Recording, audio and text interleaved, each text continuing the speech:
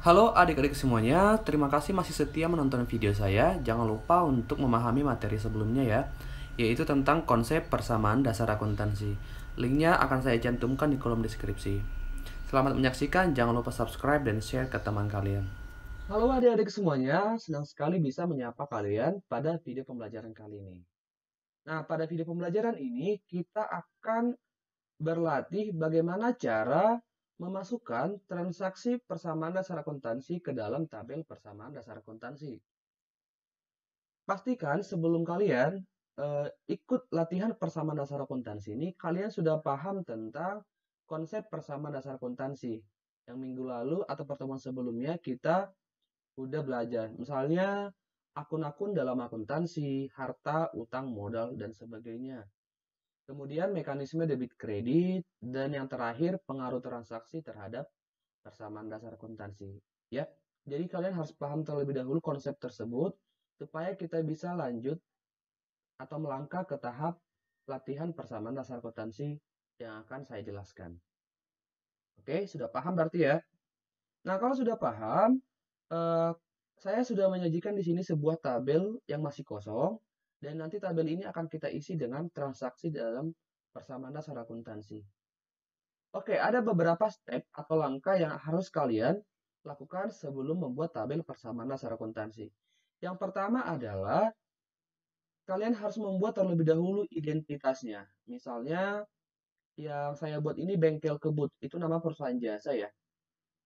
Kemudian bentuk laporannya apa, yaitu persamaan dasar akuntansi. Waktunya kapan, yaitu periode Juli 2020. Itu harus ada ya. Jadi dalam akuntansi itu setiap laporan yang kita buat harus jelas ranahnya apa dan identitasnya apa. Oke, kakak buat di sini dalam ribuan rupiah. Jadi nanti untuk mengefisiensi waktu supaya kita mempermudahnya dalam mengetik atau lebih efisien secara waktu, begitu ya. Setelah identitas, kita perhatikan tabel berikut. Ada baris yang paling atas kolom aktiva ya yang sebelah kiri atau biasa kita sebut dengan aset atau harta. Kemudian sebelah kanan ada pasiva atau utang plus modal. Kemudian ada kolom keterangan. Apa fungsi dari kolom keterangan? Yaitu untuk eh, kita dalam membuat keterangan transaksi yang berupa pendapatan. Jadi kalau misalnya ada transaksi diterima pendapatan, maka kita buat keterangannya. Selain pendapatan, nanti ada transaksi berupa beban, ya pembayaran beban, dan setoran modal maupun pengambilan pribadi atau prive. Ya, jadi hanya untuk yang 4 itu. Kenapa, Kak, yang cuma 4 itu doang? Karena untuk mempermudah kita nanti dalam penyusunan laporan keuangan. Jadi penyusunan laporan keuangan kan nanti ada 3, laporan neraca, laporan laba rugi, dan kemudian laporan perubahan modal. Yang mana data-datanya itu nanti kita ambil dari kolom keterangan. Jadi kita mempermudah dalam membuat si laporan keuangan tersebut. Oke. Nah, di sini juga ada anggota-anggota dari Aktiva. Ada kas, piutang, perlengkapan, peralatan, akumulasi, penyusunan peralatan. Data-data yang kita buat di kolom Aktiva nanti tergantung apa soalnya. Jadi bisa aja berbeda-beda keterangannya ya, tergantung dari transaksi yang terjadi dalam perusahaan tersebut. Kemudian di kolom pasiva ada hutang, ada modal. Oke, oh ya satu lagi. Sebelah kiri ada kolom tanggal. Jadi tanggal ini seperti biasa, kita harus membuat eh, transaksi tersebut secara sistematis atau secara kronologis waktunya. Kita urutkan berdasarkan tanggal terjadinya. Oke, bisa kita mulai? Oke, kita mulai ya. Nah, saya sudah mengambil sebuah contoh transaksi di sini, yaitu transaksi perusahaan jasa yang saya namai dengan istilah bengkel kebut. Nah, transaksinya berikut. Tuan Anton membuka usaha bengkel yang diberi nama bengkel kebut. Berikut adalah transaksi yang terjadi pada periode Juli 2020. Tanggal 1 bulan Juli 2020. Kita buat dulu nih tanggalnya. Jangan lupa ya, pokoknya tanggal ini sangat penting. Kalau tidak ada tanggal, maka kita akan sulit nanti menganalisisnya. Tanggal 1, untuk memulai usahanya, Tuan Anton menginvestasikan uangnya sebagai modal awal sebesar 40 juta rupiah. Kita garis bawahi menginvestasikan uang sebagai modal awal. Kalau kita menginvestasikan uang sebagai modal awal, kira-kira di sisi aktiva mana nih yang bertambah? Iya, benar kas ya. Kita buat di sini. Contohnya kas senilai berapa tadi? 40 juta rupiah. Kita buat aja 40 ribu. Berpengaruh nggak terhadap piutang? Enggak ya, perlengkapan, peralatan, dan akumulasi juga enggak. Berarti sekarang di sisi kanan atau pasifa yang bertambah apa? Nggak mungkin hutang ya. Nah, yang bertambah adalah benar modal. Sebesar nilainya sama, 40 ribu rupiah. Oke, nah kita buat nggak keterangannya? Kita buat dong. Nah, keterangannya adalah modal awal. Oke, sudah bisa untuk transaksi modal awal? Gampang ya. Sekarang kakak lanjut ke transaksi berikutnya, yaitu transaksi yang terjadi pada tanggal 2 Juli 2020. Begini transaksinya. Tuan Anton membeli perlengkapan secara tunai sebesar 5 juta rupiah. Membeli perlengkapan, berarti yang bertambah adalah di kolom perlengkapan sebesar berapa tadi? 5 juta rupiah atau kita buat 5.000 rupiah. Karena Pak Anton membelinya secara tunai, maka dalam waktu yang bersamaan, kasnya Pak Anton akan berkurang sebesar 5 juta rupiah. Nah, kalau berkurang, tinggal kita kasih aja nih tanda dalam kurung. Jadi dalam persamaan dasar akuntansi, kurung itu artinya berkurang ya. Di sisi pasifa ada nggak?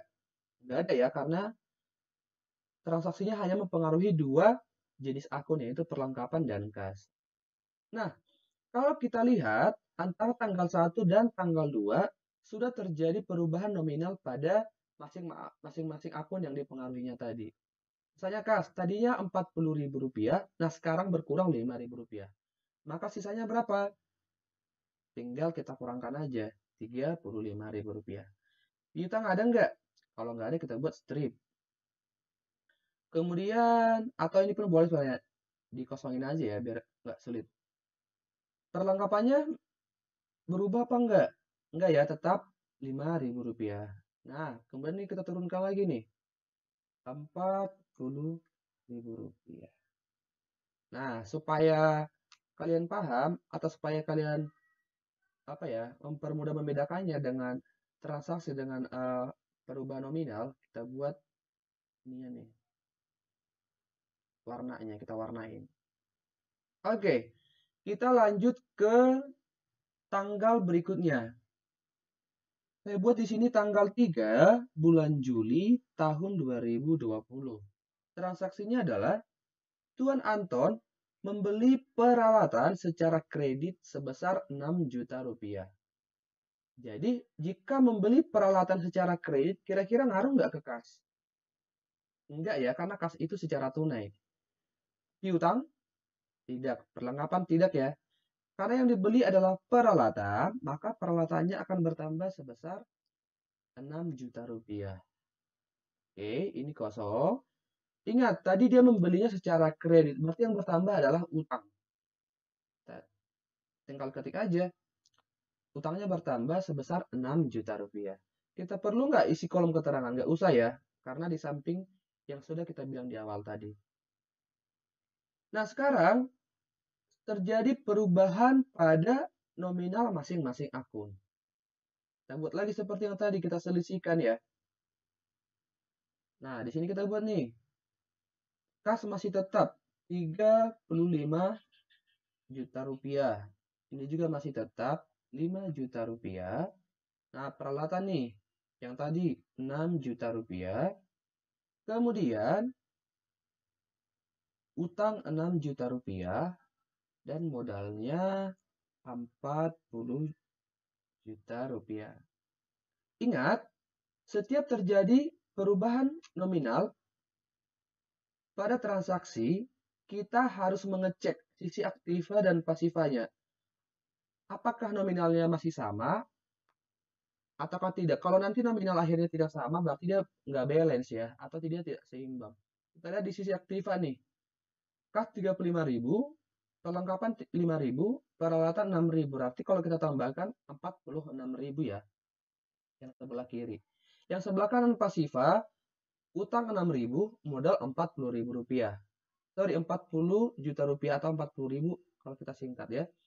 Berarti dia sama ya, 46 juta. Berarti sisi kiri atau aktiva dan sisi kanan atau pasifa nominal akhirnya adalah sama. Berarti balance. Berarti pekerjaan kita udah benar. Oke, bagaimana? Paham?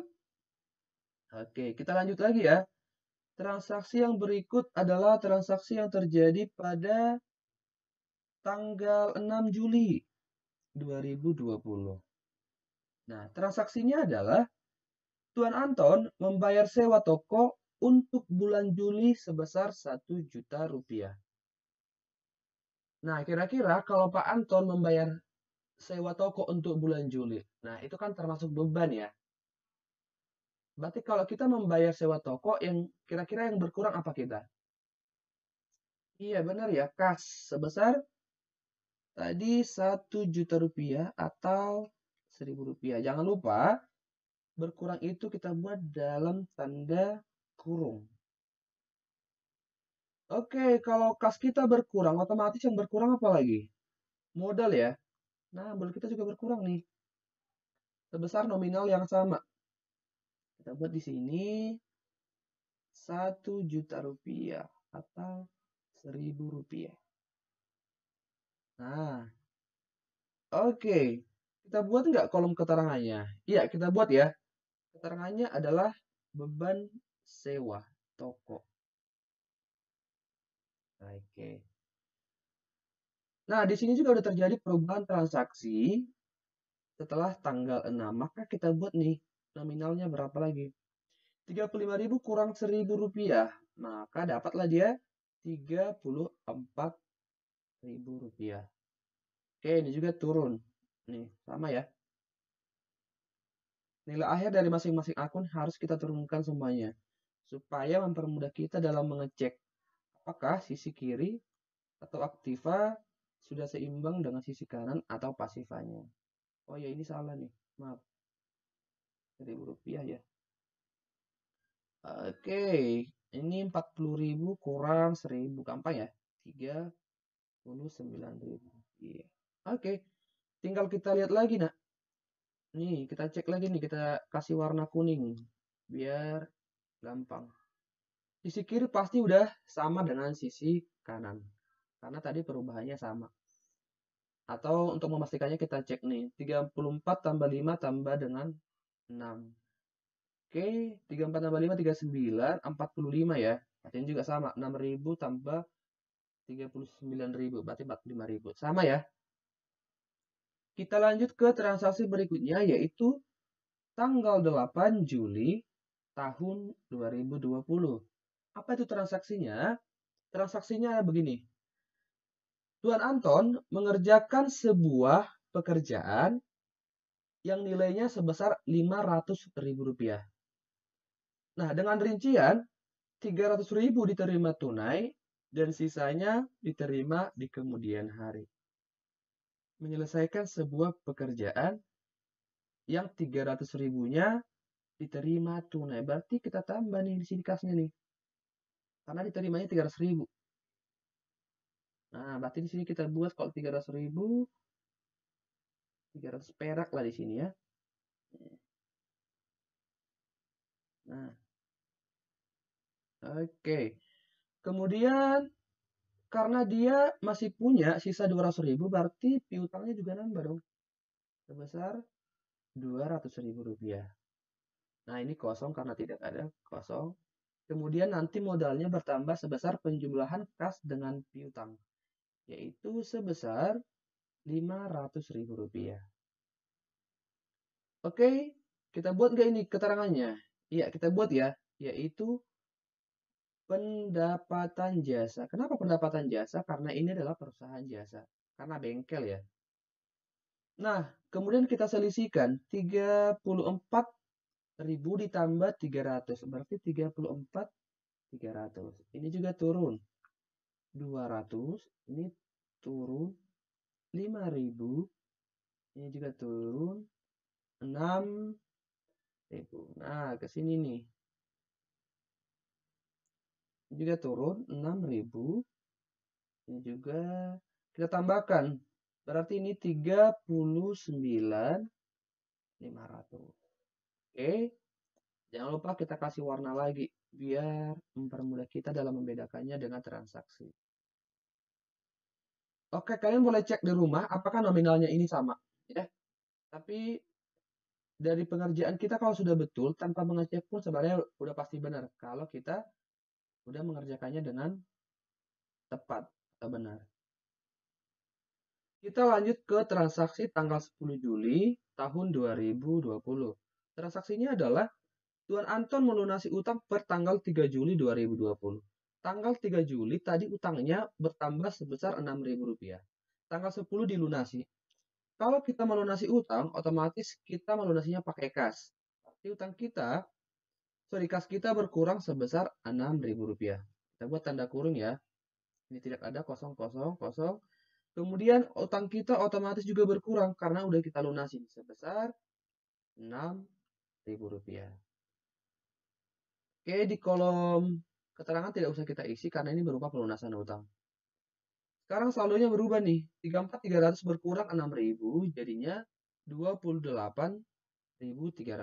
Ini turun 200, 5.000, 6.000. Ya. Ini berarti 0. 0 kita abaikan aja ya, berarti habis artinya. Oke, 39.500 masih tetap. Jangan lupa kita kasih warna kuning supaya membedakannya dari transaksi dengan nominalnya. Oke, kalau sudah paham, kita lanjut ke transaksi yang terjadi pada tanggal 12 Juli tahun 2020. Transaksinya adalah Tuan Anton membayar gaji 2 orang karyawan masing-masing 1 juta rupiah. Berarti ada 2 orang masing-masing 1 juta menjadi 2 juta rupiah. Jika kita membayar segala sesuatu namanya juga pembayaran, berarti yang berkurang adalah kas kita. Sebesar Rp2.000. Dapat di sini Rp2.000. Nih.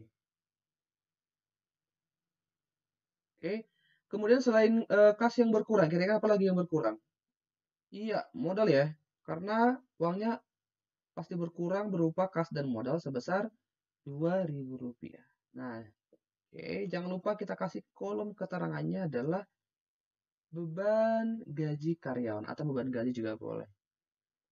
Kemudian kita selisihkan 28.300 dikurangi 2.000 berarti 26.300. Piutang masih sama 200. Perlengkapan masih sama sebesar 5.000. Peralatan juga masih sama sebesar 6.000. Nah, ini 0 tadi habis, berarti modalnya berkurang 2.000 menjadi 37.500. Oke, kasih warna lagi nih, bercakap. Sekarang jangan lupa kita selisihkan sisi aktiva dengan pasiva. 26.300 tambah 200, 26.700 tambah 11.000 berarti 37.500. Berarti sama ya? Oke, berarti masih benar ini. Kita lanjutkan ke tanggal 13. Oh ya, sebelumnya, kenapa kita harus mengecek setiap terjadi perubahan transaksi? Ya itu tadi, supaya kita nggak kerjanya 2 kali. Nanti kalau kerjanya 2 kali kan capek ya. Jadi setiap terjadi transaksi perubahan nominalnya, ada baiknya kita selisihkan. Biar nanti kita semakin efisien dalam hal waktu. Oke, tanggal 13, Tuan Anton menerima pelunasan transaksi yang terjadi pada tanggal 8. Tanggal 8 tadi dia punya piutang sebesar Rp200. Nah, tanggal 13, si uang tersebut diterima pelunasannya. Berarti, kalau dia menerima uang, otomatis kasnya bertambah ya. Yang berkurang apa? Nah, yang berkurang adalah si piutangnya nih. Nanti piutangnya berkurang sebesar 200 perak. Nah, di sisi pasiva ada nggak? Nggak ada. Karena yang berkurang itu adalah piutang. Sedangkan yang bertambah adalah kasnya. Oke, kita lanjut ke selisihnya. Ini kita buat nggak keterangannya? kita buat ya, namanya adalah pendapatan jasa. Oke, kita tambahkan aja nih. Oke, 26.300 ditambah 200 jadi 26.500. Kemudian ini 0 habis ya. Si piutang habis karena udah dikurangi 200 kurang 200. Perlengkapan tetap 5.000.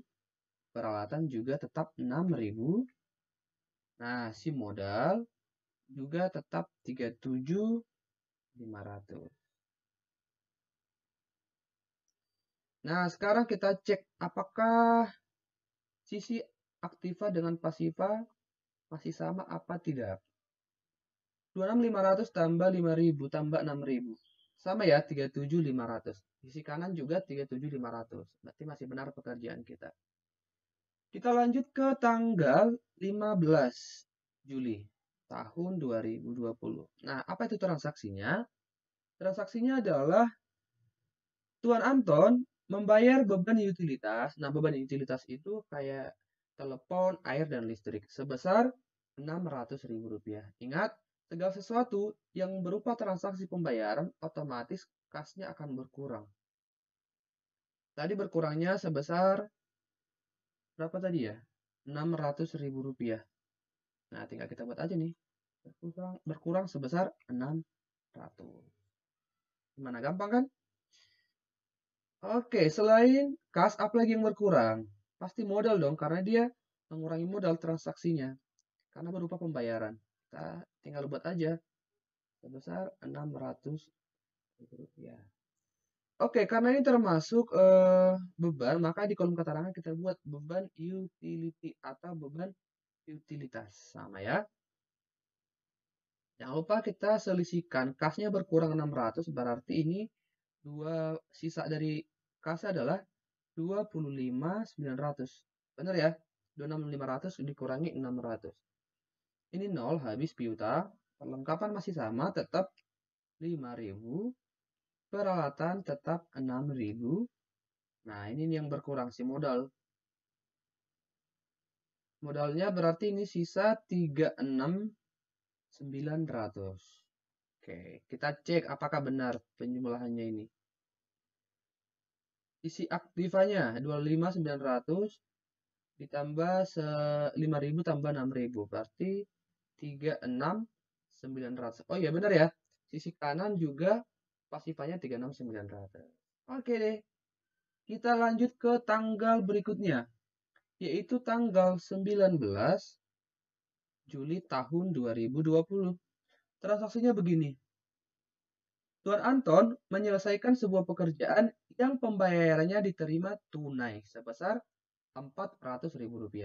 Ini berbeda dengan transaksi tanggal 8 yang mana tadi ada tunai, ada juga berupa piutang. Kalau tanggal 19, di situ dikerjain, di situ uangnya diterima tunai. Berarti kalau dia menyelesaikan pekerjaan, uangnya diterima tunai, berarti otomatis kasnya nambah. Sebesar tadi nominalnya Rp400.000. Ini kasnya bertambah Rp400.000. Dan modalnya juga bertambah nih, sebesar nominal yang sama, yaitu Rp400.000. Nah, kolom keterangan jangan lupa, ini paling penting ya, kolom keterangan. Namanya adalah pendapatan jasa. Oke, sekarang tinggal kita lihat selisihnya.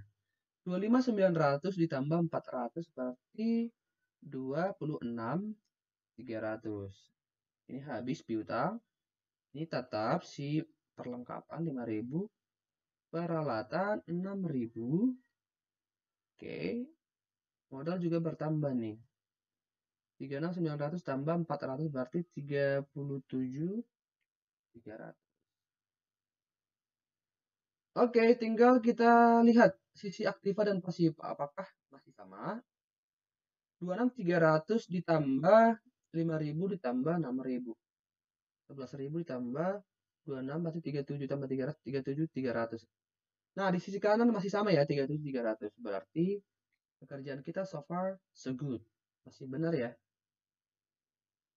Kita lanjut ke transaksi tanggal 23 Juli tahun 2020.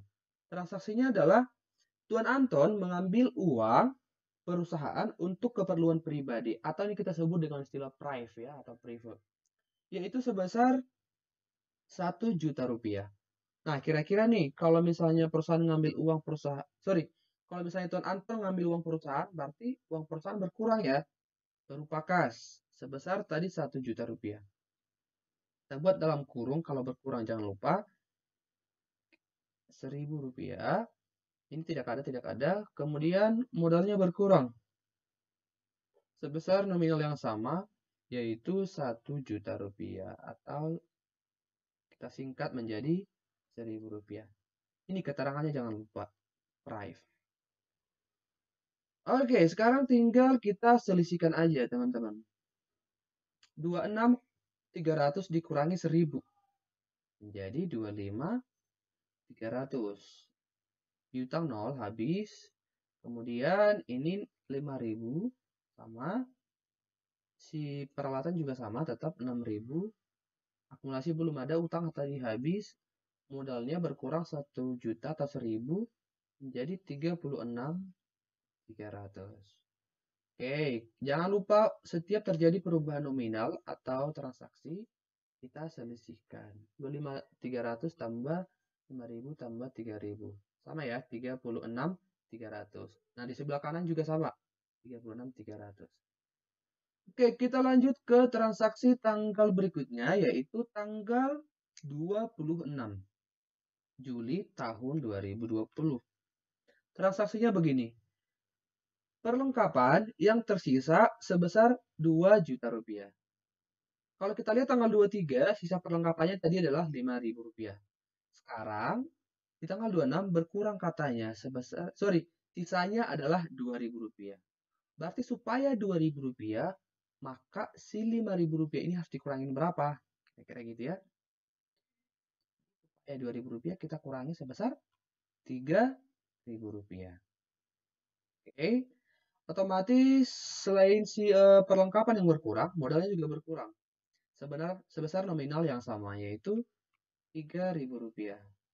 Jangan lupa kita isi kolom keterangan, yaitu dengan keterangan beban perlengkapan. Nah, sekarang kita buat selisihnya, nilainya. 25.300 masih tetap ya, Kas, karena tidak berubah. Nah, ini nih, si perlengkapan 5.000 kurang 3.000, sisa tadi seperti yang di soal, yaitu 2.000. Nah, peralatan juga masih tetap 6.000, akumulasi kosong, utang kosong. Si modal berkurang 3.000 rupiah, berarti 36.300 dikurangi 3.000 menjadi 33.300. Oke. Sekarang kita selisihkan teman-teman, jangan lupa. Daripada kerja 2 kali, iya kan? Mending kerja sekali tapi benar. 25.300 tambah 2.000 tambah 6.000. Oke, 33.300. Nah, di sisi kanan juga sama teman-teman. 33.300. Berarti pekerjaan kita masih benar so far. Nah, ini kita masuk ke transaksi tanggal yang terakhir, yaitu tanggal 30 Juli tahun 2020. Transaksinya adalah peralatan yang dibeli mengalami penyusutan sebesar 500.000 rupiah. Kan kalau peralatan itu seperti mesin atau kalau di bengkel kan obeng, tang begitu ya. Semakin lama nilainya akan semakin kecil atau akan mengalami penyusutan, tapi tidak pernah habis. Besi nggak pernah habis kan? Beda sama perlengkapan. Kalau perlengkapan di bengkel contohnya seperti oli gitu ya, minyak gemuk gitu. Jadi kalau misalnya sekali pakai bisa habis. Beda sama peralatan. Jadi kalau perlengkapan itu termasuk harta lancar karena pemakaiannya hanya beberapa kali atau bahkan ada yang 1 kali habis. Kalau peralatan bisa dipakai beberapa kali, tapi semakin lama si peralatan ini nilainya akan semakin berkurang atau terjadi penyusutan. Kalau terjadi penyusutan, maka kita masukin ke kolom akumulasi penyusutan. Karena dia menyusut, kita buat tanda kurung. Artinya dia berkurang ya. Berkurangnya berapa tadi? Yaitu 500.000 rupiah. Tak kita buat 500 di sini. Oke, selain itu yang berkurang juga adalah modal sebesar nominal yang sama, yaitu 500.000 rupiah. Jangan lupa diisi kolom keterangannya, yaitu beban penyusutan peralatan. Oke. Ini jangan sampai lupa deh pokoknya kolom keterangan. Nanti kalau udah lupa kita bingung ke akhirnya nanti menominalkannya bagaimana atau membuat laporan keuangannya bagaimana ya. Nah, ini semua transaksinya udah selesai dari tanggal 1 sampai dengan tanggal 30 Juli 2020. Kita akan mengecek di bagian akhirnya. Kas, tadi nominalnya adalah terakhir 25.300, piutang 0, habis. Kemudian si perlengkapan sisa Rp2.000. Peralatan karena udah berkurang 500, yang tadinya 6.000, jadi kita buatlah di sini. Sisa perlengkapan adalah 5.500. Ini jadinya habis ya 500. Oke, ini juga modalnya nih. Si utang tadi kosong, berarti udah kita abaikan aja. 33.300 dikurangi 500. 33.300 dikurangi 500. Ini menjadi 32.800. Oke. Sekarang mari kita cek semuanya, apakah pekerjaan kita sudah benar atau tidak. Oke, kita tambahkan satu persatu. Berarti ini kita buat di sini. Total gitu ya. Keterangannya biar mempermudah total. Oke. Harta, kita buat di sini harta atau aktif aja lah ya. Aktiva sama dengan gitu. Kita tambahkan 25.300. 25.300 ditambah 2.000 ditambah 5.500. Oke. Berarti sisa aktiva adalah sebesar 32.800. Nah, ini tinggal kita merge cell aja. Oke. Nah, kita buat dia di tengah. Kita bold kalau penting ya. Kalau perlu nih kita bold. Nah, sekarang aktiva tadi 32.800. Kalau kita lihat si pasiva benar ya sama nilainya ya. Kita buatlah di sini. Pasiva atau utang plus modal nominalnya adalah sama, yaitu 32.800. Oke, ini tinggal kita merge cell saja. Kita buat di tengah. Kita bold kalau perlu ya. Nah, biar terpampang nyata nih. Oke, ini boleh dibuat kolom keterangannya apa aja. Atau balance, atau seimbang, atau dikosongkan juga boleh ya. Nah, itulah tadi penjelasan yang boleh saya jelaskan tentang bagaimana cara memasukkan transaksi ke dalam tabel persamaan dasar akuntansi. Saya percaya bahwa kalian akan memahami materi ini dan kalian boleh berlatih di rumah sebanyak mungkin karena kita bisa karena terbiasa, gitu ya. Jangan lupa untuk berlatih dan jangan malas untuk belajar. Kuncinya adalah di situ. Oke, sampai di sini untuk pertemuan kali ini. Semoga pembelajaran ini bermanfaat buat kalian.